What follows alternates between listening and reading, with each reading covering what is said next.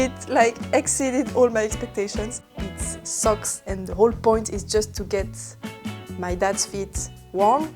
Oh my god! And then I can knit on the yarn unwinder in the van that's shaped like a van. It would be so cute!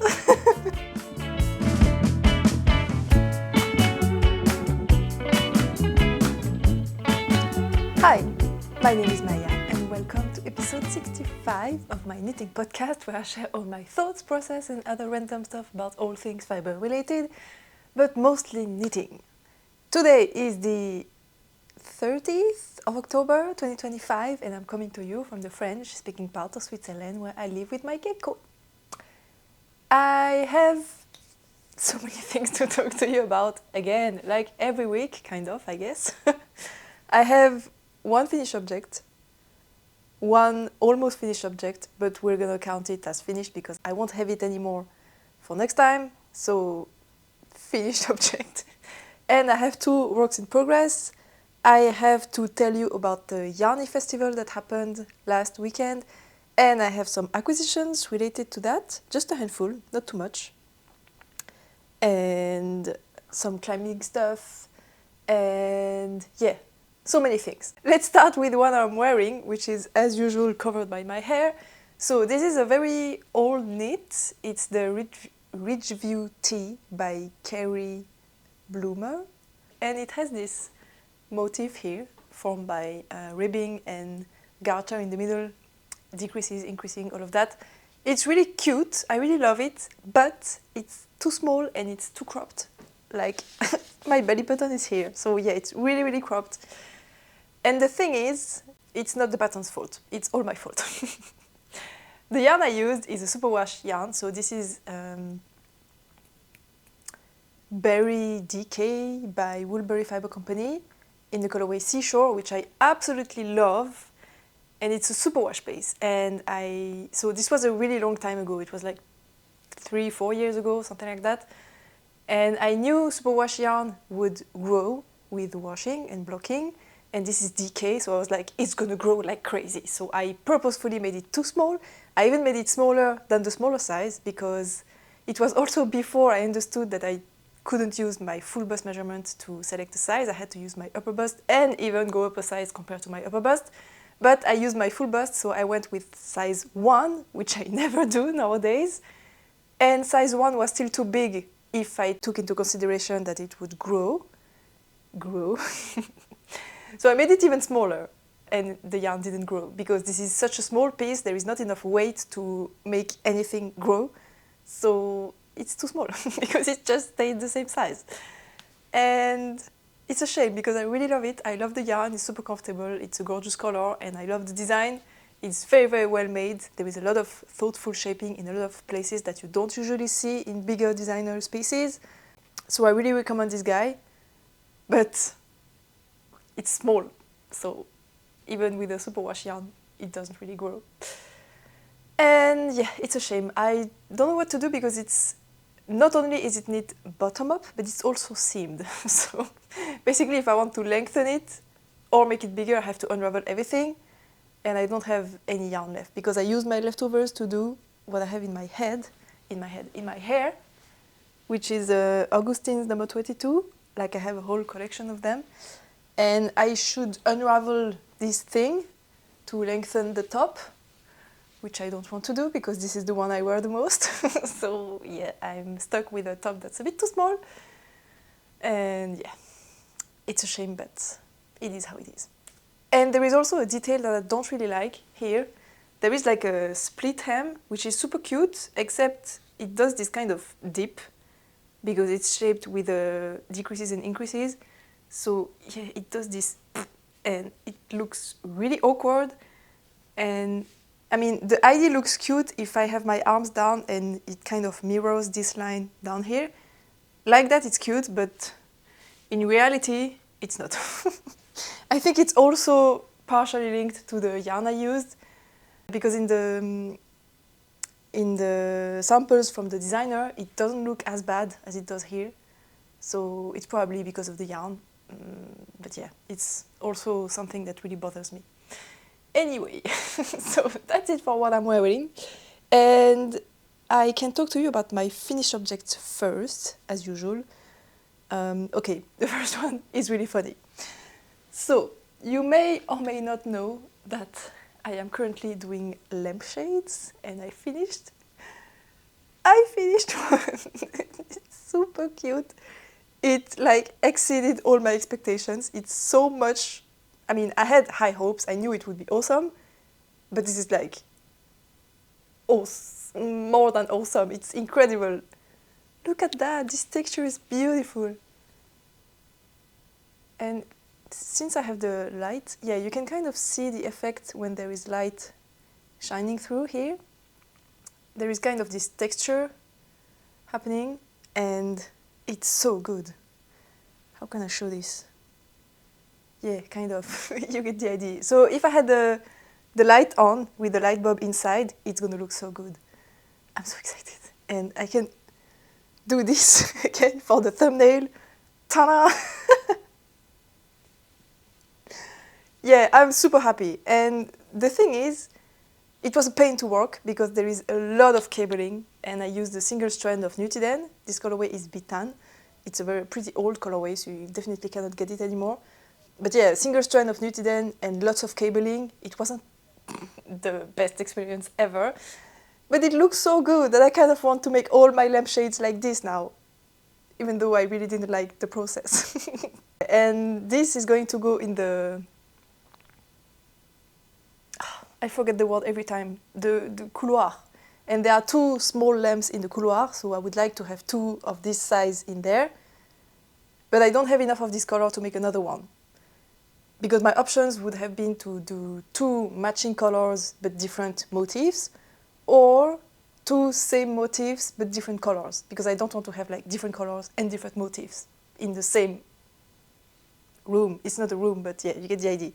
It would look a bit weird, so I have to do the second one in the same stitch pattern, even though it was a pain to do.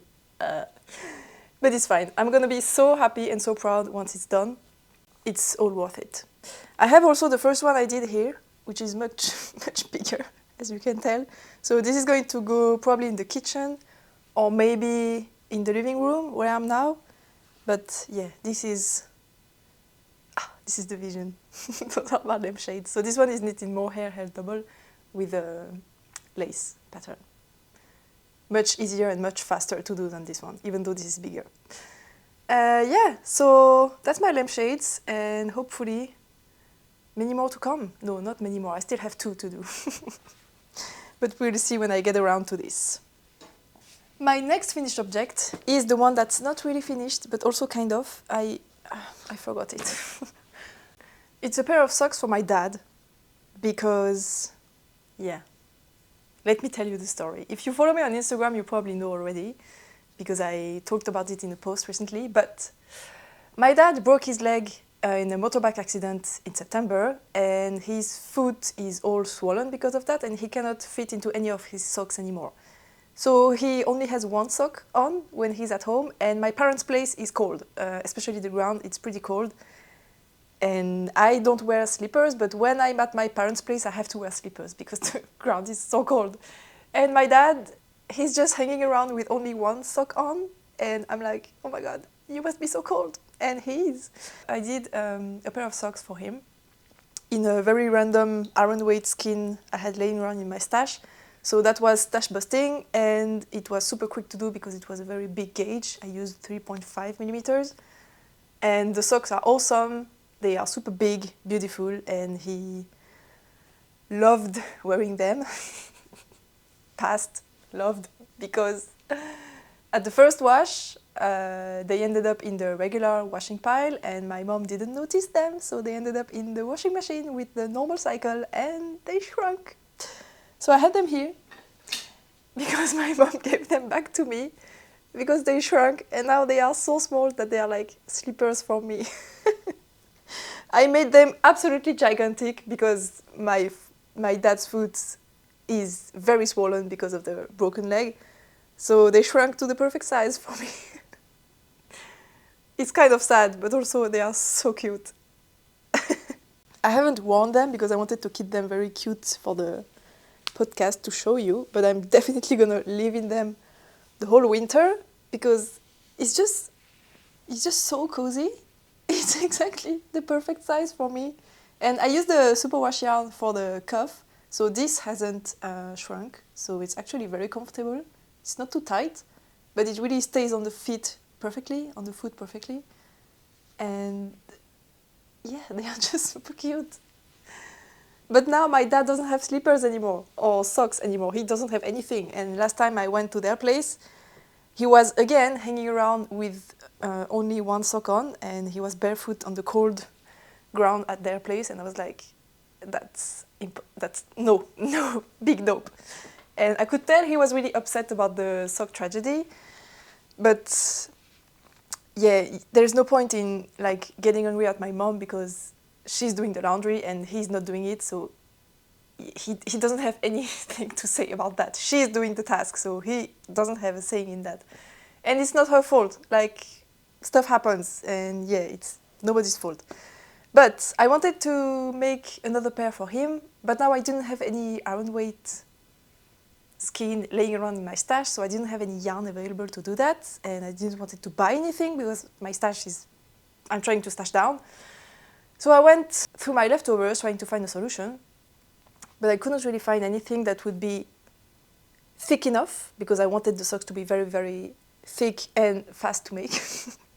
And that would be like durable enough because I have a lot of woolen spun leftovers, but woolen spuns are not the best for socks because they are less strong than a worsted spun yarn.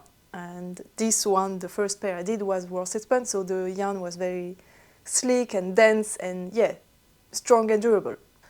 And my dad is also sensitive to wool, not as much as me, but still quite sensitive. And I have yarn that would be suitable, but it's itchy, especially for negative ease around the foot. It would be too itchy, so that was also a no-go. And I also didn't want to use superwash yarns because those are less warm than a non-superwash. So I couldn't find anything. So I decided to go to my knitted pieces, and I went through the ones I never wear, and I found a super cute summer top that I knitted in iron weight yarn because I had leftovers from when I knit a shawl for my roommate back when I was living back when I had a flatmate, basically. And I had like 70 grams leftovers, and I didn't know what to do, so I did a summer top. But the yarn is super warm and it's super thick. It was the Ripple Bralette by Jessie May. I used the DK weight pattern, but with a worsted weight yarn, and yeah, it was just impossible to wear. So I just wore it once, and I took nice pictures with it, and that's all. And I haven't worn it since. So I decided to just frog that and just make socks with it. And this is what I ended up with. So the red yarn is the yarn I frogged from the top. I knew I wouldn't have enough since I only had 70 grams, and I used 110 grams in the first pair. But I did the cuffs in another yarn, so with only 70 grams I knew I wouldn't have enough. So I used something contrasting for the toe, heel and cuff. And I ran out, so I had to use something else for the cuff. But I think they still look super cute. I really wasn't sure what was going to happen because I went on it with very little planning. I was just like, I'm just going to cast on with this color and then switch and then just see what happens. And I started to run out before even doing the heel, so I had to find something else to do this, and I didn't know how much. Yeah, whatever. It was a mess, but I think the result is pretty cool. None of this happened on purpose, but happy accident, I guess. So the yarn I used here and here, those are the same. It's a Merino 70 by Lang Yarns, and it's the oldest stash yarn I have because back when I started knitting, I didn't know about hand-dyed yarn or even commercial yarns. I didn't know anything about all of that. The only way I could buy yarn was to go to the local market center, supermarket thing, and just buy the local brands that they had in the big supermarket, which is Lang Yarns. The Lang Yarns are everywhere in Switzerland, and I'm so tired of seeing them, which is why I never use them, even though it's a super great brand, but they're just everywhere, so I'm just tired of them.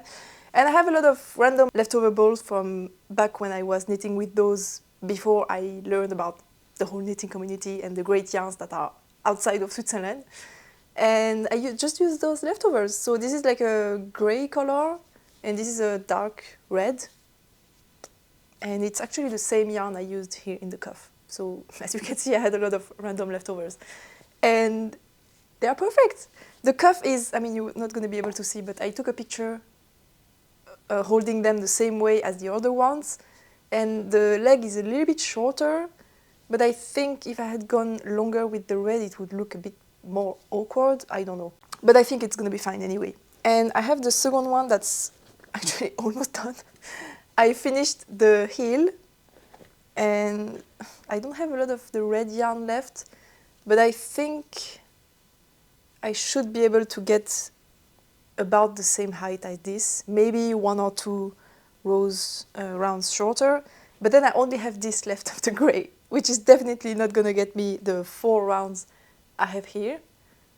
So I'm going to have a much thinner stripe, but then I have a lot of the red. I have more than enough of the red. So maybe the second sock is not going to look as good, but it's fine. It's socks, and the whole point is just to get my dad's feet warm and not to get my dad's feet aesthetic. So it's fine. And I'm going to get a lot of scraps out of my stash, which is good. And also get a garment I wasn't wearing out of my wardrobe, which is even better. So yeah, 3 birds in 1 stone, I guess. And yeah, regarding the construction, so I just did a normal, I think it's called a wedge toe. I did them bottom up, and I did ribbing on the top. So the sock is gigantic. It's really, really big. So that's why I did the ribbing, so that it would really on the foot that's not swollen and be big enough for the foot that is swollen. And then I did a fish lips kiss heel, because on the first sock I did a normal short row heel, but you cannot do a contrast color heel with a short row heel because you have to do 2 complete rounds in the middle of the short row heel. And if you use a contrast color, then you have a stripe going here. So I had to do a fish lips kiss heel. It's not more difficult or anything, but just something to mention. And then I did ribbing for the whole circumference of the leg. And I also did some increases, so I did 2 increases here at the first marker and then 2 increases again here, and I did them on the bottom of the foot side so that I would have a bigger heel, because one of the parts that's very swollen is the ankle, like the instep. And by the way, in French, the instep is called the coup de pied, which means the foot throat. So yeah, the throat of the foot. And it's ridiculous because coup de pied sounds exactly the same as kick, like kicking someone with the foot. It's so silly. So the instep, the coup de pied, is deeper because that's where you have the blood flow that's cut, and that's really bad for the swelling of the whole feet. So I wanted this to be extra deep, so I added stitches. And when I finished the heel, I added 2 more stitches here because I wanted the leg to be very wide. And also because I'm doing 2x1 rib, so I needed a multiple of 3, so I had to add 6 stitches total. 4 wasn't enough. And I need to finish the second one soon so that I can give them to my dad, which is why I won't have them in the next episode, because I think I'm gonna give them to him like on Saturday, on Sunday. And yeah, you won't see the finished pair, but I mean, you get the idea. It's gonna be the same, but less pretty because I'm gonna run out of yarn. Yeah, so that's all for the socks. Oh, I didn't tell you about the yarn. The red yarn is Northern Lights by BC Garn, and I think it's discontinued. You can still find it in local yarn shops that still stock it, but you cannot find it on the BC Garn website. At least I couldn't find it. And it's a mix of, I think it's something like 80% wool and 20% silk, which is why it has those kind of speckles of white. It's kind of almost tweedy look, and that's the silk. So my guess is that it's gonna make the yarn a little bit stronger for a sock. I'm not sure, but I think it's, yeah, I have a superwash yarn for the strong, for the parts that need to be stronger, so it's gonna be fine anyway, but yeah, that's what I try to do. Alright, let's talk about my... No, wait, I have something funny to show you first. So, you may remember in the last episode I talked about my Gecko Mittens, that I had finished a pair, and one of the mittens was so much smaller than the other one. And yeah, you can definitely tell this one is so much smaller. And I wasn't sure what happened because I was sure I made them exactly identical. So I was like, maybe my gauge shrunk? No, my gauge didn't shrink. I just did this one smaller. I just missed so many increase rows. So this is half brioche or half fisherman's rib, and you can kind of count the number of increases you do here. And I have, I think, like 11 increase rows here until the top. And I only have 9 on this one. Plus, there is one increase where I skipped a row in between. So it's just so much shorter. And it's just because I messed up. So I'm going to have to redo it. And I'm super annoyed because I'm also going to have to redo the thumb because one of the mistakes is below the thumb. Anyway, I'm not sure I'm going to redo them because I have the photo shoot with my photographer next Wednesday. And I still have other things to at least progress, if not finish, by Wednesday. And I'm not sure this is very high on the list because if I put them on, kind of cannot, if I really like, you know, put it up like that and I hide the thumb, you cannot really tell that it's too small. So I may try to make it work for the photo shoot and then re-knit it after the photo shoot so that I don't have to take time to do this and just make a wiser use of my time to do other things that I cannot like cheat on for the shoot. We'll have to see, but yeah, this is what happened with them, in case you wondered. Now, my 2 works in progress, I have one that's not interesting and the one that's super interesting. I will keep the best for the end. I just like to do that. So let's talk about the one that's not interesting. It's my Shady Hoodie. I just finished knitting the sleeves. I redid both sleeves and I just finished them. So I'm just going to try it on to show you what they look like now that they are kind of big enough. I haven't plugged them though, so it's still going to grow a little bit, but not too much either. So the sleeve is bigger and I don't have the... I mean, it's not blocked, so it's still a little bit here, but before I redid the sleeve, I had like the shoulder and then whoop, and then the sleeve because there was a massive gauge difference between this part and this part. But now this part is blocked and this one is not. So there is still a little bit of a texture difference, but yeah, whatever. Now I have room in the sleeve. If I pinch the fabric, I have this much. And before it was like tight. So now it's so much better. And I also made it slightly longer. So if I block it, it's gonna be like this, which is the perfect length. And yeah, same on the other side. Still the weird stuff happening, but yeah. Oh, I'm so much happier like this. It's so much more comfortable. And also, now that I have a bit more room, when I fold my elbow, I don't have the... I mean, before I had this part that was getting stretched out immediately because there was too many tension on this section. But now that I have more room, it's not getting as much deformation as before, so it's just more comfortable to wear and it looks better because it doesn't like sag or gets baggy here. It was just the best decision. Yeah, that's done, and now I still have to redo this detail, the hem, because too much hair. There is this issue here where I picked up less stitches on the front, and it's not the end of the world, but it's kind of, I'm not 100% happy with it. I would like it to stick out like this a bit more, and it's kind of doing this, which is not what I want. But then I have to redo, you know, the whole thing, which is going to take ages. So I think I'm going to do this weekend before the photo shoot, because this is more important than the mittens. So, yeah. But there is a world in where I don't do it. We'll have to see. Oh yeah, and the yarn is still Nightshades by Ridgeview Designs in the colorway Fever Dream. Beautiful. It's so soft. It's been finished for a month, but I have never worn it because I still have those things to fix and I still haven't bought any buttons.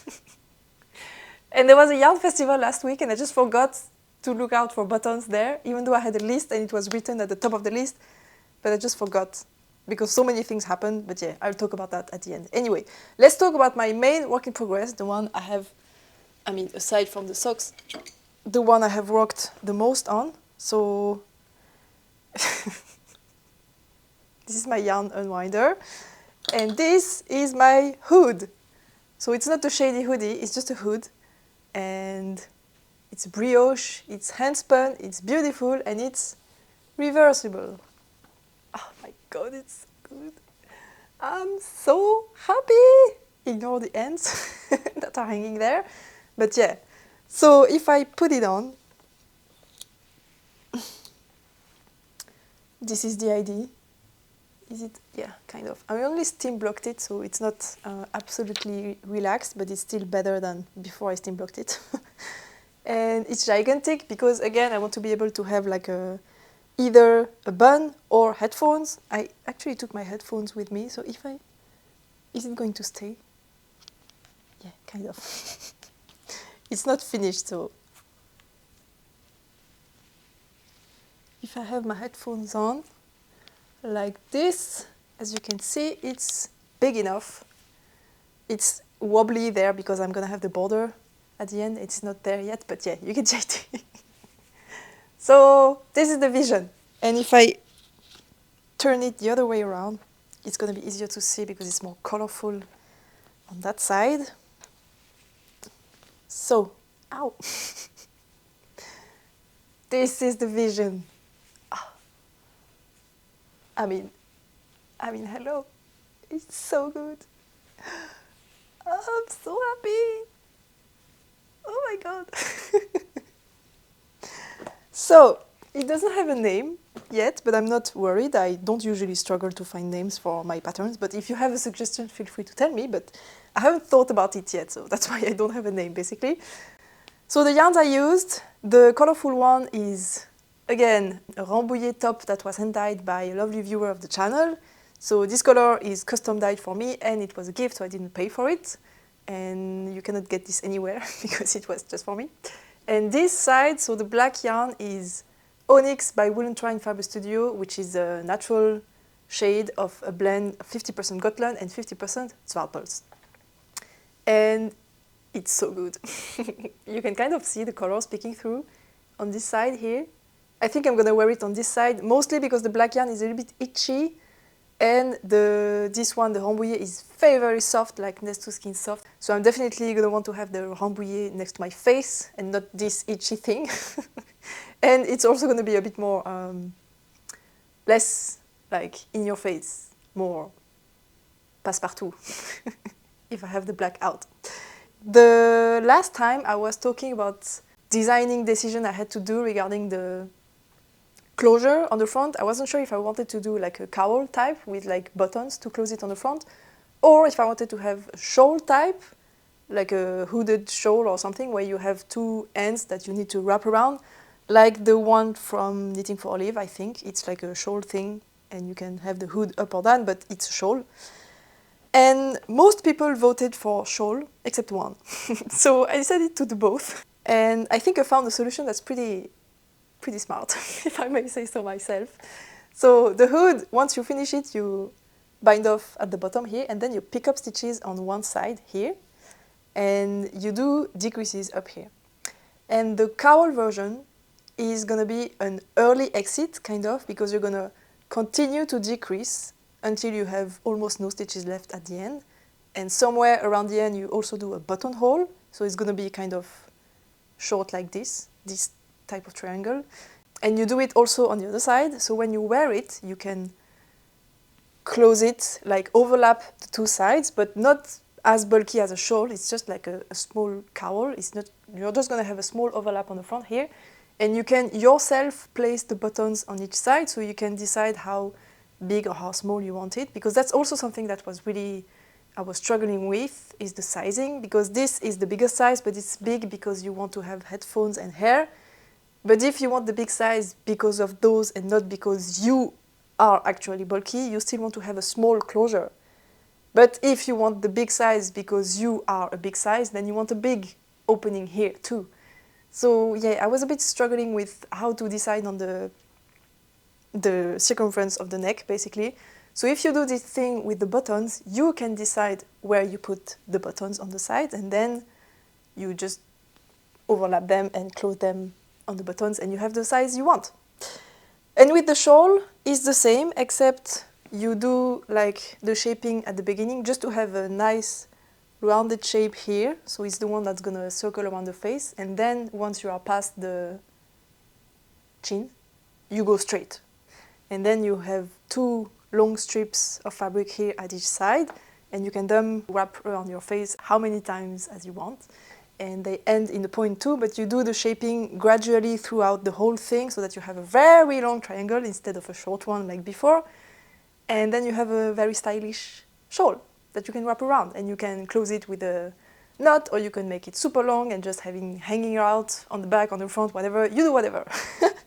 And I also have the border thing, so I think I have the swatch hanging around somewhere. So the border thing is this kind of rope-looking cable detail. So it's worked flat, and you fold it on itself and you seam it down on the other side.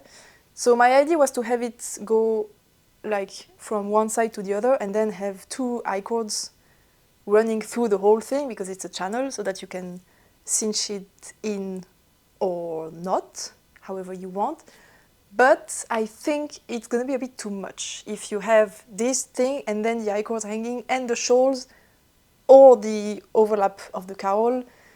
Yeah, I think having 2 I-cords is just a bit too much. So I think I'm going to ditch that idea and just have this thing running from all the way around the whole thing. So with cowl or shawl it's the same. With the cowl you're just going to have the 2 small triangles that go like until here. So you have the border detail that goes from the tip of the triangle to where you picked up, and then all around the face, back to where you pick up the other triangle, and then you go along the whole other triangle until the tip.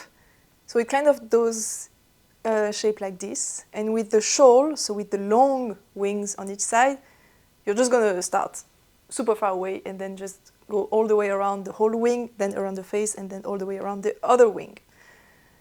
And I think once you have the whole thing wrapped around your face, it's gonna look super cute to have this curly detail, you know, just poking through when you have the shawl wrapped around. I think it can be super, super cute. It's going to be a pain to work. It's going to take ages, just like a double knit button band, basically, except it's not double knitting, but it's like knit flat and cabled, so it is going to take ages. But I think it's going to be really worth it. It can be really cute as a detail. So that's my idea. I'm super excited. It's going to take ages because it's brioche, it's small needles, so I'm using 3.5. But also having shorter number of stitches here means that I'm going to have a longer color change, because here it's kind of stripy, but I have a lot of stitches here. So if I have a smaller piece of fabric here, I'm going to have longer color changes, and it's going to be so good. I'm so excited. It's just perfect for handspun, and yeah, I love it. I had 200 grams total of each. I think I have used, I think 40% of each I have used up until now. So I don't think I'm gonna run out, but the question is, will I have enough of one of the 2 colors to do the long wings and the whole border in one color? That I'm not 100% sure. I think I should, but there is a world in which I'm gonna run out. We'll have to see. So many people said I should do the border like this detail with the Rambouillet yarn and not in the black, because I said I wanted to do it in the black. But everyone told me, please do it in the colorful yarn. And I'm like, I'm really not sure, because I'm planning to wear it with the black out, and you can kind of see the color peeking through, but it's very, very subtle.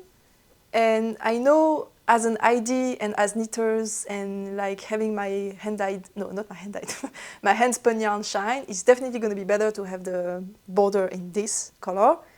And I'm going to have very long color shifts because there are very little stitches on here. but it's just going to be less wearable. It's going to be a bit more in your face, just less passepartout. And I know I'm going to wear it less if I have this around in this color. I mean, this is very pink, and there's like no other pink like this in this cane. So this is the only moment where I have this obvious color. But still, even if I have like the blue, purple color shifts I have here, I think it's going to be a bit too much, because I want this to be very easy to wear with any of my other pieces. And if I have something like green or just a shade of color that doesn't go well with this, then I cannot wear it if I have the border in like pink and blue. So I don't think I'm going to do it, even though I understand why it would be a better idea, because it would, but it's just not going to pair well with my other clothes, I think. That being said, my coat, my winter coat is pink. So it would actually go super well with my winter coat. Now I'm reconsidering. Anyway, that's my work in progress, my unnamed hood. And by the way, this is my yarn unwinder that was gifted to me by Sandy from the shop Douce Broderie, and she ships internationally. And I really recommend you get this because it's awesome. Anyway, I'm going to talk about it again later on, so yeah. Now, I have to talk to you about the festival, the My Swiss My festival that happened last weekend, so 4 or 5 days ago. And I have so many things to tell you about this. It happened in a small town called Orbe, which means orb in French. And yes, we have a town that's called Orbe. It's a very small festival, so I took only one footage of the festival, and it was like our booth from Sandy and I, and the whole like room we were in. And there was a second room about the same size, maybe slightly smaller, on the floor below us, so 2 rooms, and that's it. That's all there was. So yeah, very, very small. I think there was like 30 booths or something, so really not a lot. But it was really nice, so it was like cozy and small, and people were super cute and nice and happy to be there, and everyone was just, yeah, it was a nice experience. So let me start at the beginning. First, I went there with Sandy, who owns the shop Douce Broderie, which is one of my local yarn shops, because she needed someone to help her out on Saturday, and I was free, so I went there to help her. But then since I was there, we decided to also have my designs on a clothing rack, so that people could just like browse through them and also have some inspiration to buy yarn from her shop to maybe do my patterns, except none of my patterns were knit using yarns from her shop, so we kind of had to explain to people, so the yarn I used in this sample is not available in the shop, but you can like swap it with this yarn.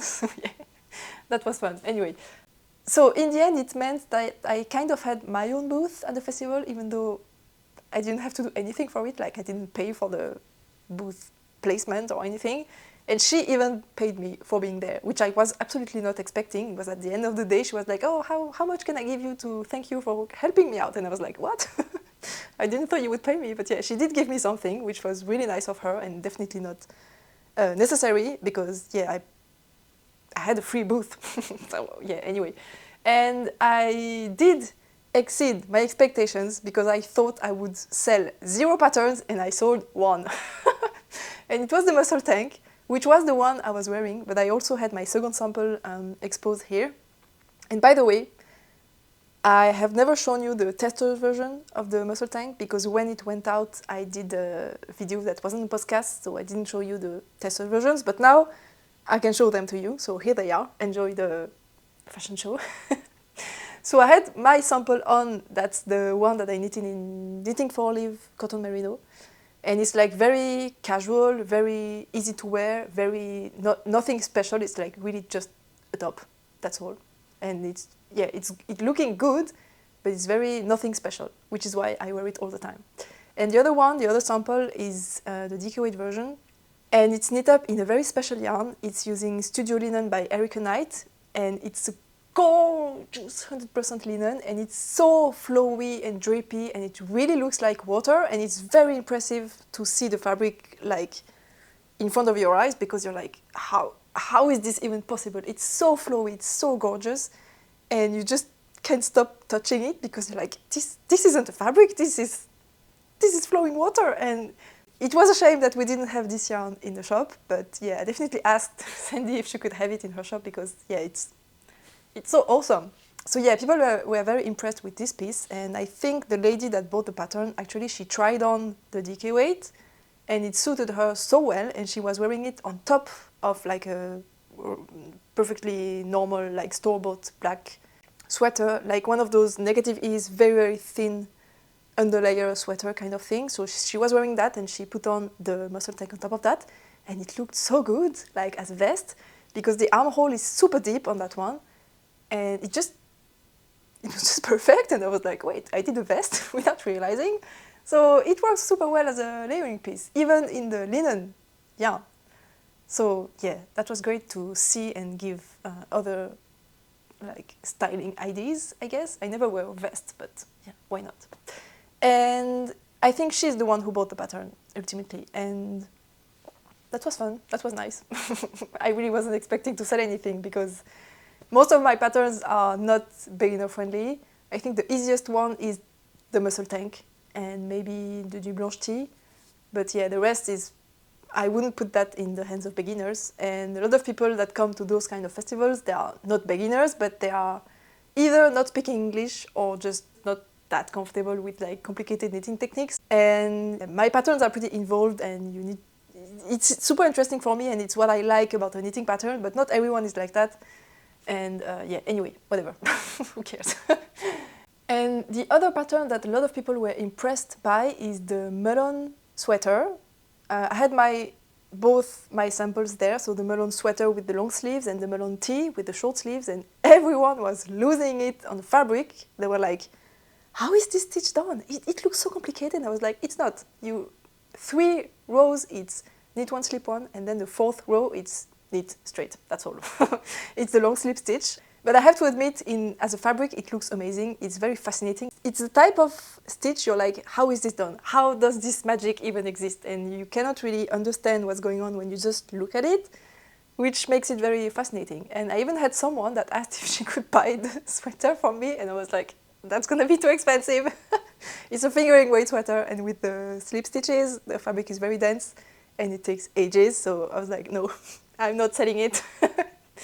And a few people were interested in buying the pattern, but yeah, that one is pretty complicated. I would say it's one of my most difficult patterns. So yeah, I wouldn't put that in the hand of anybody. But I have to admit it looks really good. Which made me think that I should probably use this stitch pattern, this 2-color long slip stitch, in an easier design. And I just hadn't thought about it.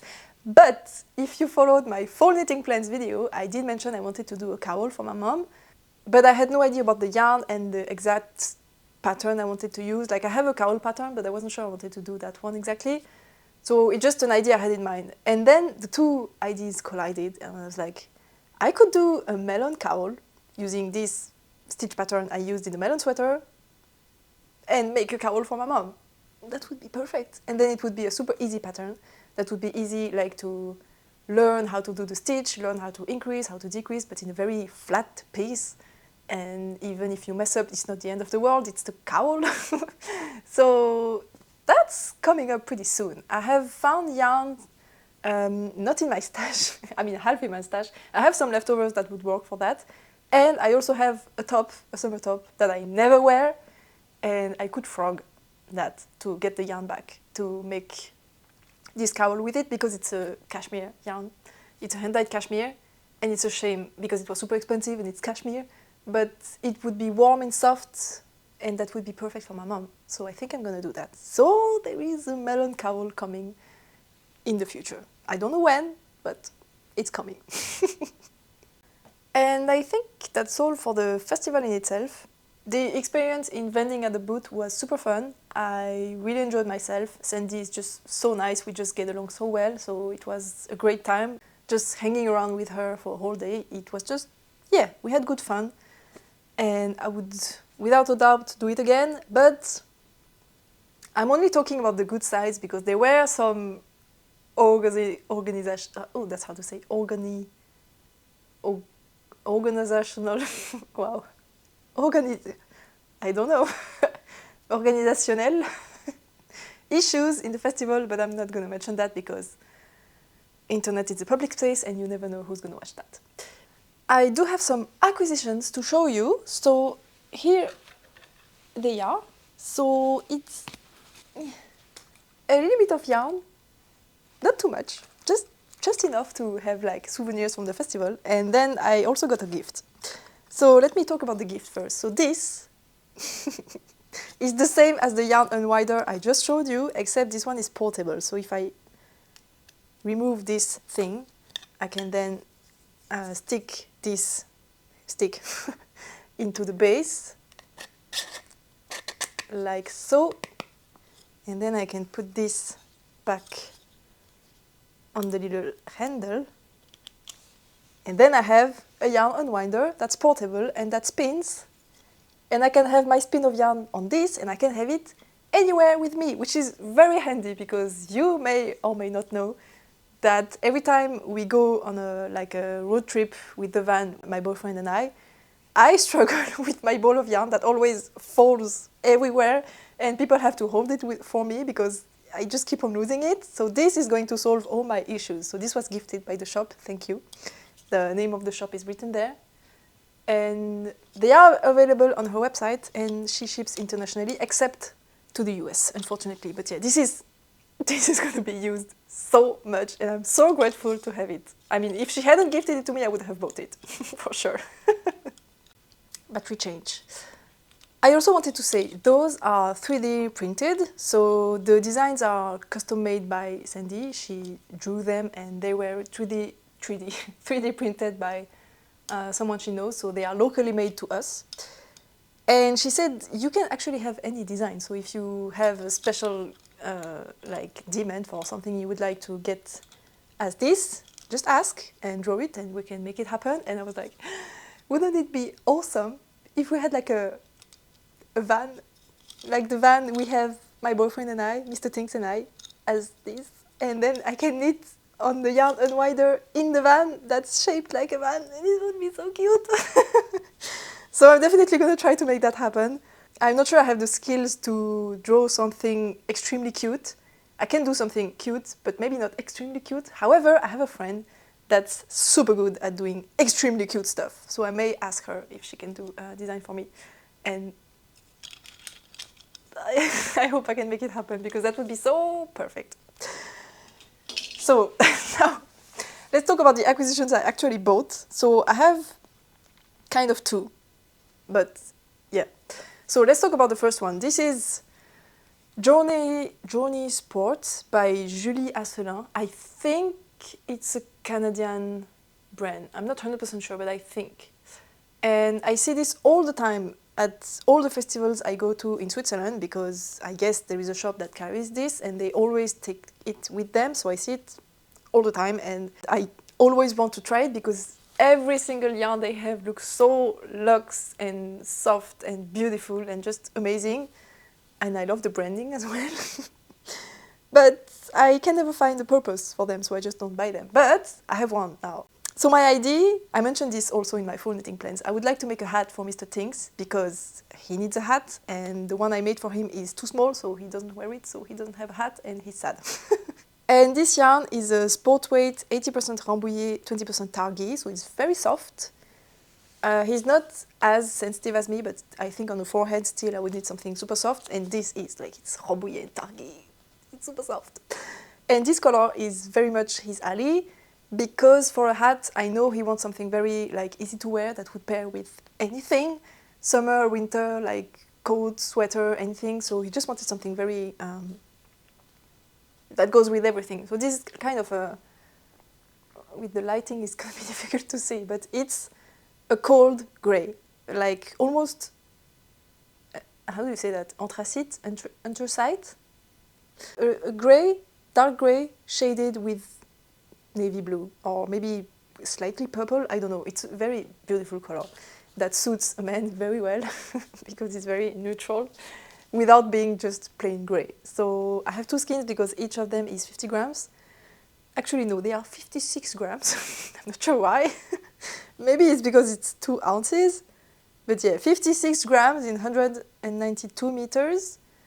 So yeah, that's like a light sport, but I think this is woolen spun, so I guess you have more yardage because the yarn is very lightweight. My idea is to make a ribbed hat, knit from the top down because I want to use all the yarn. And I would like to make like a same crown shaping as the Manhattan hats by Tori Yu, except those are knit from the bottom up. And when you knit from the bottom up, you have to do decreases to shape the crown, and decreases with knit two together are easy and look great, but slip knits tend to give huge ladders, which look very bad, and I know a lot of people have issues with that, with this pattern. And if you do it top down, you do increases and you don't have the issue. And you can use all the yarn you have. So I'm gonna make it top down. That's the plan. And the other acquisition is also for Mr. Tinks. I didn't realize everything I bought was for him, but it is. So this is sock yarn that I got at two different shops. So this one is from Giggling Gecko. It's a Swiss hand dyer. And this green is army green, and this is vanilla. And this is from Pâte de Velours yarn, which means velvet pose in French. And it's also a hand dyer from around here, and the color is canard, which means duck. So it's a duck blue.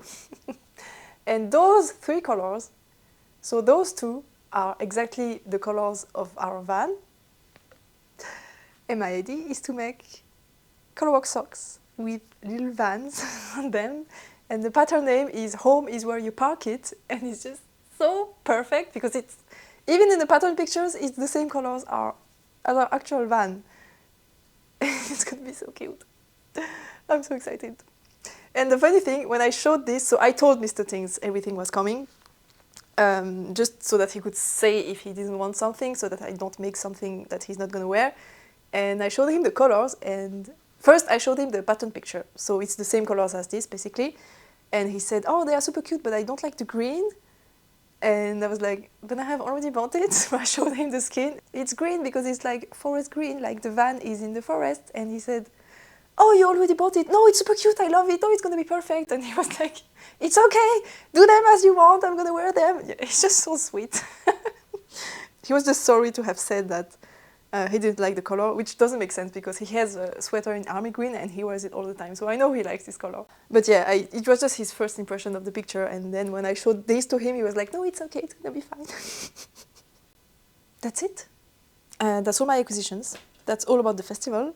Oh no, I wanted to tell you something more. Last time I told you there was a climbing competition coming up right after I posted the episode, and I wasn't sure if I wanted to go or not. And I ended up going, and I didn't make it into the finals, which haven't happened in a while. But I haven't climbed a lot during the summer, really not a lot, so definitely my level has plummeted down, which is perfectly normal, perfectly okay. Sports are a cycle, and there are moments of the cycle where you're super good, and then moments where you're not that good.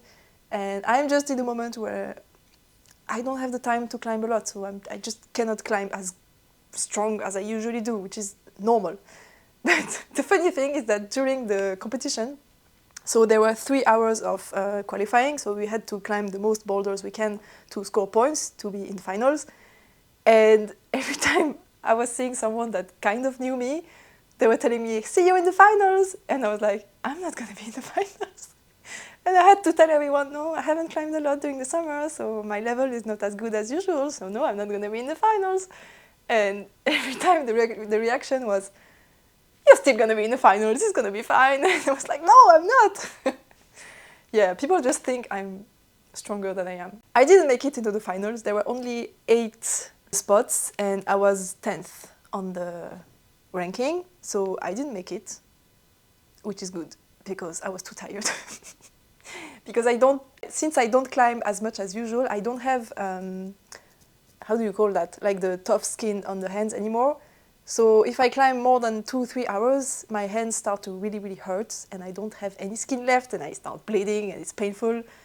And I was like, done after the qualifying. I didn't want it to climb anymore, so I was like, I'm so relieved I don't have to do the finals.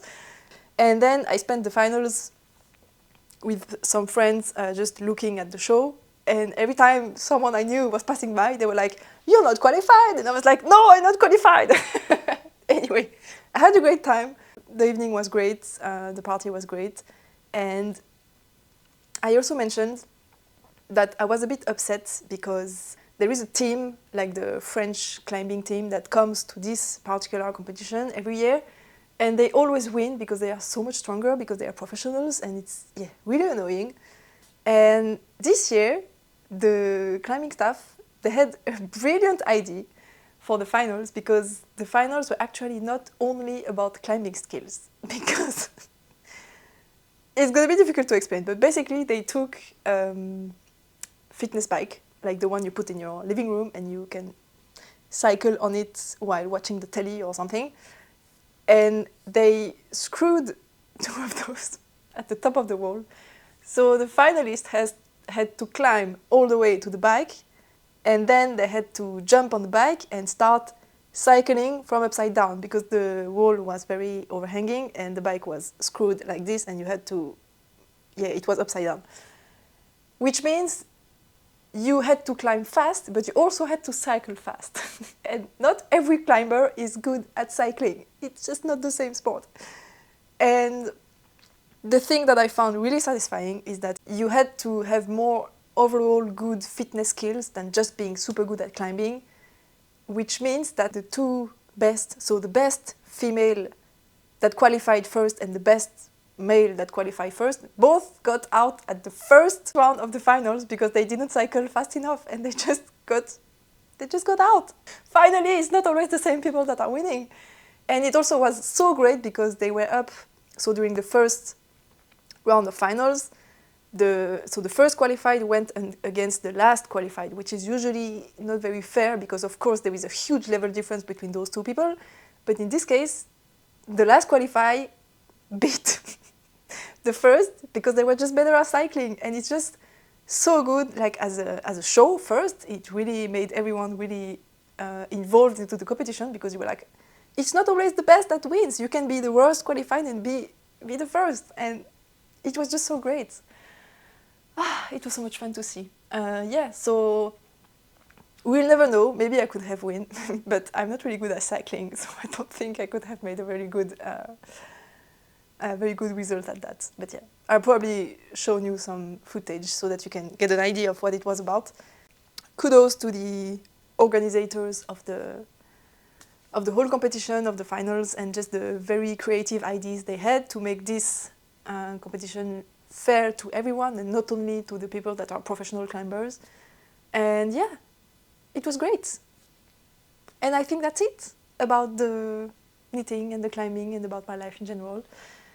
And the White Day cardigan is gonna release in 2 weeks. So Thursday, I didn't write down the date, but Thursday in 2 weeks, the cardigan is gonna come out, and it's my most worn piece. So I really hope you're gonna enjoy it. Even Mr. Tinks noticed that I wear it all the time. The other day I was at my parents' place with him. We were just eating with my parents, and I was wearing the White Day, and my mom told me, oh, this cardigan is really like chic and elevated, and the little detail on the sleeve just make it stand out a little bit more. And Mr. Tinks looked at me and he said, yeah, she wears it every day. And I was like, oops, I may, yes. Anyway, it's coming out in 2 weeks. I'm super excited, and I hope you are as well. I hope you enjoyed this video. Thank you so much for being here. Thank you for your comments. Thank you for your likes. Thank you for your support, for everything. Next week, I don't know what I'm gonna do. Maybe another podcast, because I usually have so many things to say that I think weekly podcasts are a thing now. Don't forget to subscribe if you don't want to miss out on any future content from me. I hope you enjoyed. I said that already. Thank you for being here. I said that already as well. Happy knitting. I love you. Bye.